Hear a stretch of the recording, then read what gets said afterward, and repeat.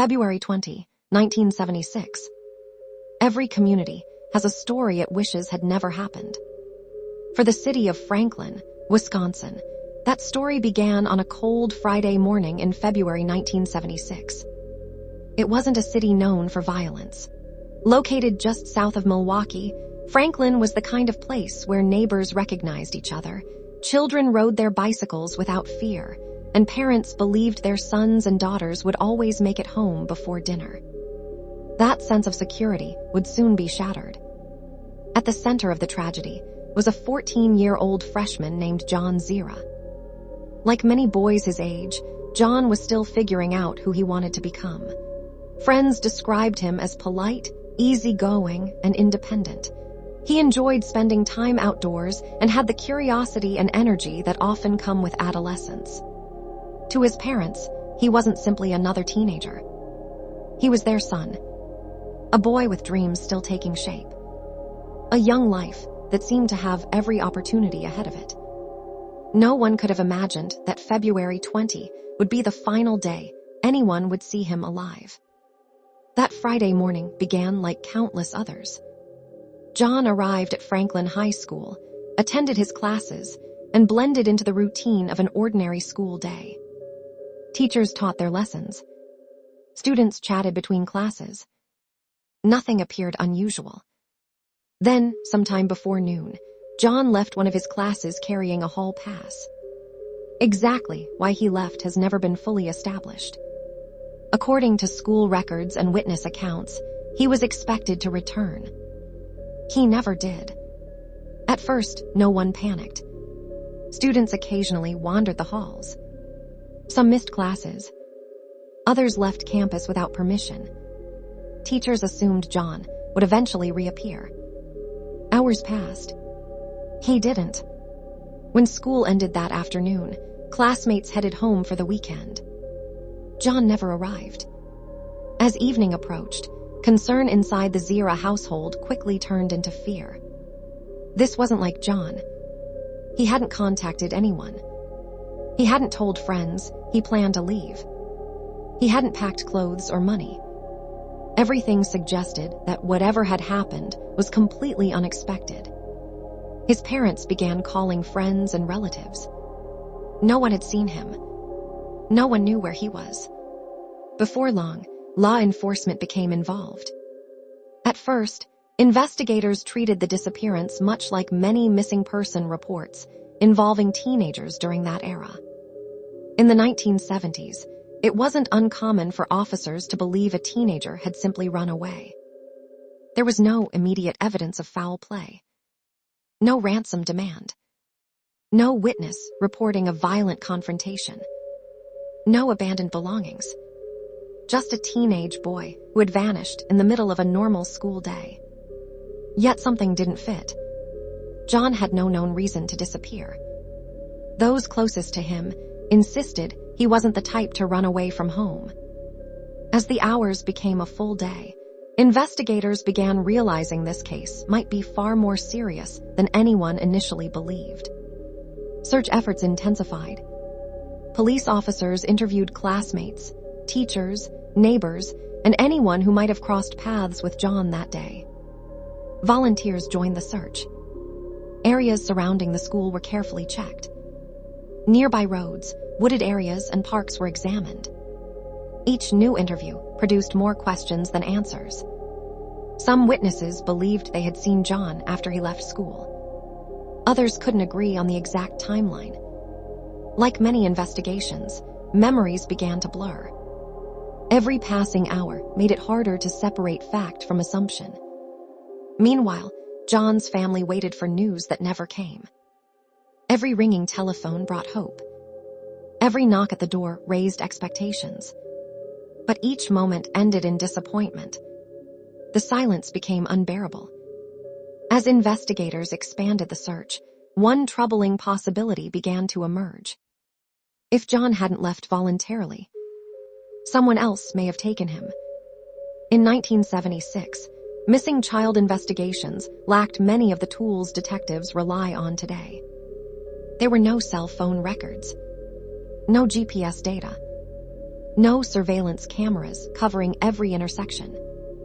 No social media activity to trace a person's final movements. Investigators depended almost entirely on eyewitnesses and physical evidence. If those clues disappeared, they could disappear forever. Days continued to pass. Still, nothing. No confirmed sightings. No meaningful leads. No explanation. Franklin was beginning to realize one of its own had vanished without leaving a trace. Parents started keeping their children closer to home. Rumors spread throughout the community. Fear slowly replaced the sense of safety people had taken for granted. The question everyone asked was painfully simple. Where was 𝗓𝗪𝗓? No one knew that the answer was waiting less than 20 miles away, hidden inside Whitnall Park. And when that answer was finally discovered, it would transform a missing person investigation into one of Wisconsin's most haunting unsolved murders. A search ends. A murder investigation begins. For 8 long days, the people of Franklin held on to hope. Every new search brought the possibility that 𝗓𝗪𝗓 would be found alive. His parents continued waiting for the phone call that never came. Friends returned to school carrying a mixture of fear and optimism, convincing themselves that perhaps John had simply gotten lost or was being held somewhere against his will. But on February 28, 1976, that hope came to an end. A passerby in Whitnall Park, a large county park stretching through Milwaukee County, made a horrifying discovery. Hidden in a wooded area was the body of a teenage boy. It was 𝗓𝗪𝗓. Within hours, the quiet park transformed into an active crime scene as deputies, detectives, and forensic personnel rushed to the area. What had begun as a missing person investigation was now officially a homicide. The community was devastated. A 14-year-old boy had disappeared in broad daylight and had been murdered. Investigators carefully examined the scene, searching for anything that could explain what had happened during the 8 days John had been missing. The medical examination revealed that John had suffered a violent attack. Authorities concluded he had been sexually assaulted before being killed by blunt force trauma to the head. His death was ruled a homicide. The brutality of the crime stunned even experienced investigators. There appeared to be no clear motive such as robbery. John's personal belongings offered few clues, and there was little evidence pointing immediately to a specific suspect. Instead of providing answers, the crime scene raised even more questions. Had John been killed where he was found? Or had his body been moved there after the murder? No one could say with certainty. Detectives immediately began reconstructing John's final known movements. The timeline always returned to the same point: Franklin High School. Somewhere between the moment John walked out of class with a hall pass and the discovery of his body 8 days later, his trail disappeared completely. Investigators interviewed classmates again. Teachers were questioned repeatedly. Neighbors, motorists, and park visitors were all asked whether they had seen anything unusual. The number of interviews quickly climbed into the hundreds. Eventually, investigators would speak with well over 1,000 people. Yet despite the enormous effort, no witness could definitively explain where John went after leaving school. It was as if he had simply vanished. As detectives broadened the investigation, they explored every plausible possibility. Could John have accepted a ride from someone he knew? Had a stranger lured him into a vehicle? Was the killer someone who had been watching the school? Or was the attack entirely random? Without surveillance cameras or digital records, investigators had little more than witness recollections and physical evidence to work with. Each lead had to be followed by hand. Every tip required days of investigation.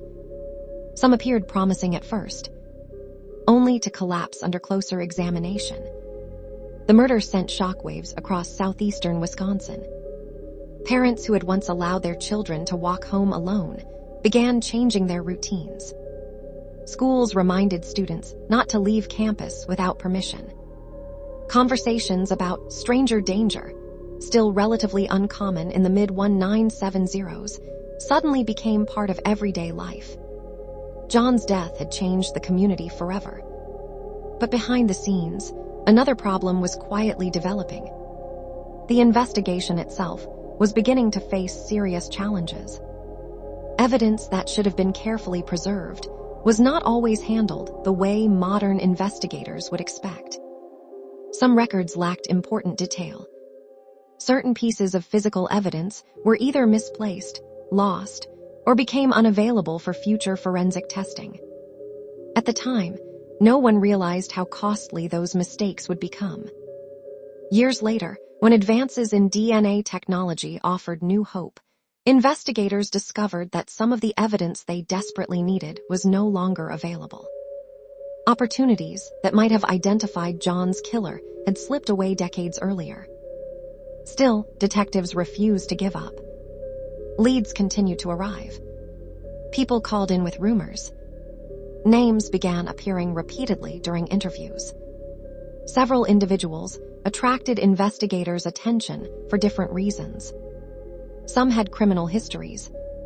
Others had connections that warranted further scrutiny. But suspicion alone was never enough. No evidence could conclusively place any one person the center of the crime. And without that proof, prosecutors could not move forward. The case remained open. The killer remained free. For John's family, justice seemed no closer than it had been on the day he disappeared. Yet over the years, one thing became increasingly clear. This wasn't a case detectives had forgotten. It was a case they couldn't solve. And as the investigation entered the following decades, attention shifted toward a growing list of potential suspects, men whose names would continue to surface whenever people searched for answers. A case haunted by lost opportunities. By the late 1970s, investigators had exhausted nearly every conventional lead. 𝗭𝗂𝗏𝗃's murder had become one of Wisconsin's most frustrating unsolved cases. The investigation had generated thousands of pages of reports. More than 1,000 people had been interviewed. Numerous tips had been followed. Yet despite years of work, detectives still lacked the one thing they needed most. A suspect they could prove had committed the crime. As time passed, investigators began revisiting individuals who had drawn attention during the original inquiry. Several men were interviewed because of their criminal backgrounds, suspicious behavior, or possible connections to the area. Some were questioned more than once. Others became the subject of renewed scrutiny years later, as forensic science improved. But while rumors spread through the community, detectives were careful to distinguish suspicion from evidence. No investigation is built on rumors alone. And in 𝗭𝗏𝗃's case, none of the individuals examined could be linked to the murder strongly enough for prosecutors to file charges. For John's family, each new lead offered hope. Each dead end brought another painful disappointment. Then another troubling reality emerged. The investigation itself had been hindered by mistakes. In 1976, crime scene procedures and forensic technology were far less advanced than they are today. Investigators did the best they could with the knowledge and resources available at the time. Even so, later reviews found that some evidence had not been preserved in a way that would allow future DNA analysis. Some physical evidence was lost. Other items could no longer be located. Documentation that might have answered critical questions had become incomplete over the years.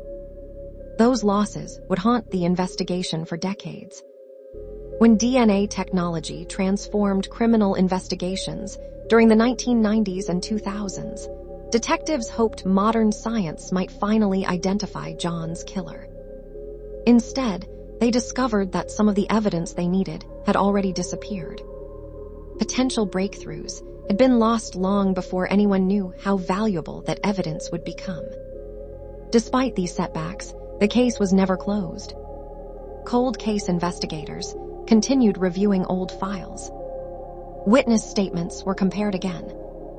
New forensic techniques were applied wherever possible. Every advancement in technology brought renewed optimism. Could a fingerprint finally be matched? Could preserved biological evidence reveal a name? Could someone who had remained silent for decades finally decide to speak?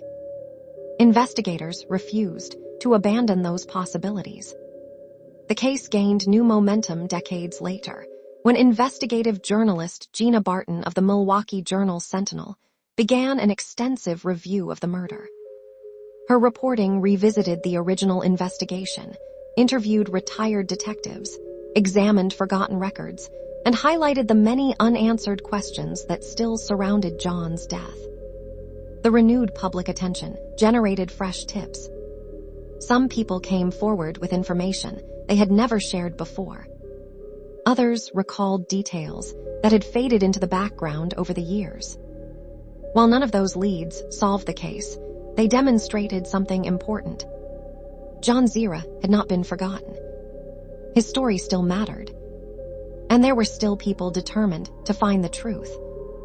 Investigators also continued examining whether John's murder could be connected to other crimes committed during the same era. Whenever a violent offender was identified years later, detectives compared timelines, locations, and methods. They asked the same question repeatedly. Could this person have been responsible? Each comparison required careful analysis. Most were ultimately ruled out. Others simply lacked enough evidence to draw any conclusion. Without definitive forensic proof, investigators could not identify the killer with certainty. And so the case remained exactly where it had begun. Unsolved. As the years became decades, many of the detectives who had worked the original investigation retired. Some witnesses passed away. Memories faded. Evidence aged. Time became the greatest obstacle of all. Yet there was one thing time could not erase: the determination to seek justice. Every cold case detective who opened John's file understood that somewhere, someone knew what happened on that February day in 1976. Whether it was the killer, an accomplice, or a witness who had remained silent for decades, the answer had always existed. The challenge was finding it before it disappeared forever. Coming up in the final part.